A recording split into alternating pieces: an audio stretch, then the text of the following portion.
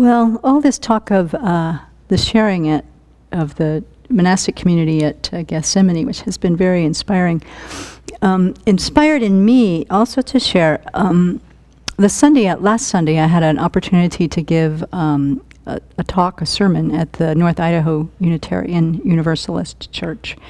And the topic that they sort of suggested that I join them with was about their community and how they operate together. And so I drew on the 6 harmonies, the teaching of the Buddha, and 6 harmonies that help a Sangha community stay together.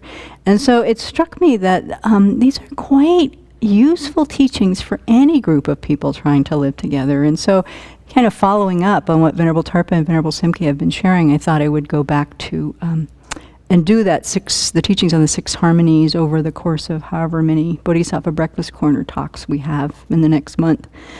So just to give a little background on the source, I'll do more on this later, but what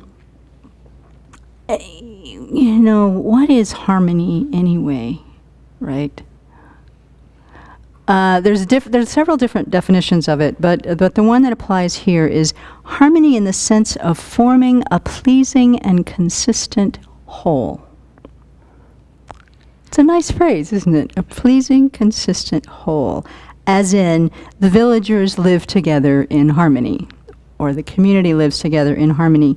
Some of the synonyms are they live together in accord, agreement, peace, peacefulness, amity, amicability, friendship, fellowship, cooperation, understanding, consensus, unity, sympathy, rapport, like-mindedness, unison, union, concert, oneness, synthesis.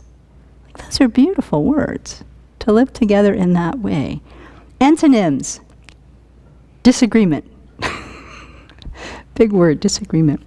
So the 6 harmonies are to be harmonious physically, to be harmonious verbally, to be harmonious mentally, to be harmonious in the precepts that we keep, to be harmonious in the views that we hold, and to be harmonious in the requisites that we share.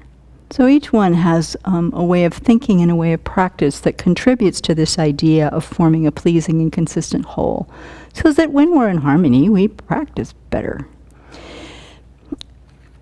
So this doesn't come from these teachings per se, but it was a great little story, which is the context of the UU service, right? Come up with a story. And so I found in the Jataka Tales a little story that I think is quite, illustrates well some of the difficulties.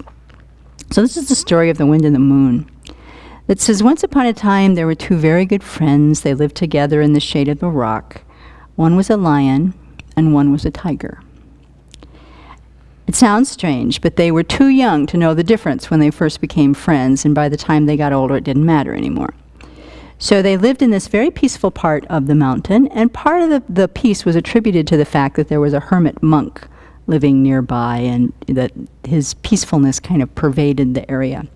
So one day, for no reason at all, the 2 friends got into this silly argument.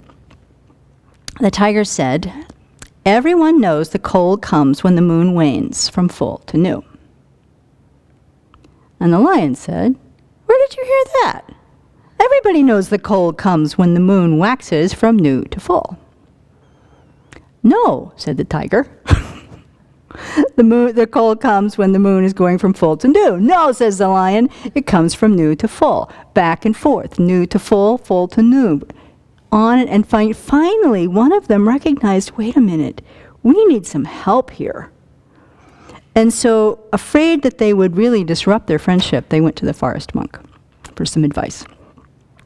And he said, he thought for a minute, and he said, "Okay, here's the answer.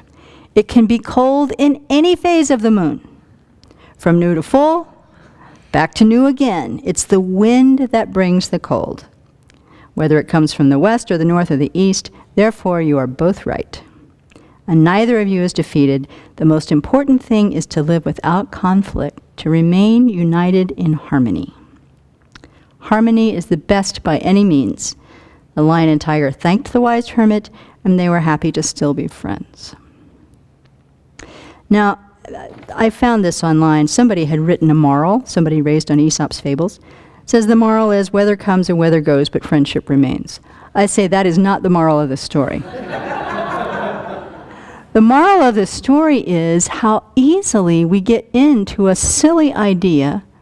It's challenged, we get hooked in it, we start to defend it, and then we have these fights over where the coal comes from. It's so silly. This winter, in the middle of retreat, I had a similar thing. It was kind of embarrassing, and it happened with Venerable Children, so of course it's vivid in my mind and hopefully will change my behavior forever, where I made kind of a comment I shouldn't, without thinking. And she challenged me on it. And I came back, and then she challenged it again. Well then, some minutes later, I'm finding that I am saying things and defending something I don't even believe. Simply because the initial thing has been challenged, right? And so I've been really trying to pay attention to how many times, just even our stand-up meetings, rags with threads, rags without threads, and how quickly and easily we get locked into a position, not because the rag with threads matters or not because it matters where the coal comes from, but because it's my idea. And somehow threatening my idea is a threat to my personhood. And that's the way I experience it anyway. So in terms of the 6 harmonies, back to that as our theme over the however many talks this ends up being, maybe 6, or 7, today's the intro. Looking at, first of all, the way that in all cases our defense of ourself, our own position, our own view rises up as the culprit to be the sour note in our harmony that brings the discord in the things that we try to live and do together. So as we, that will be the framework then that we'll look at these 6 harmonies over the next few talks. But I really recommend as a practice, it's useful to look at how many times we're opening our mouth to defend which direction the cold is coming from.